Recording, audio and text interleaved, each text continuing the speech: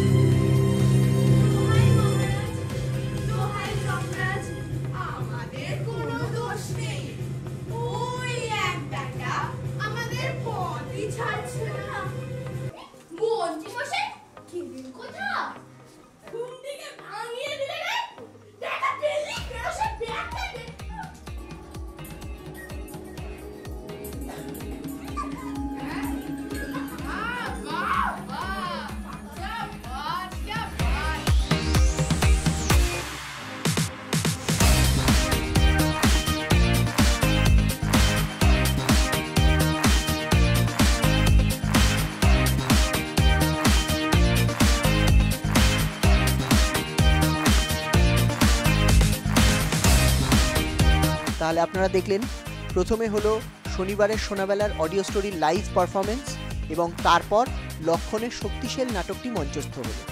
এভাবেই কালকেও আমরা আবার ফিরে আসব। শুভরাত্রি।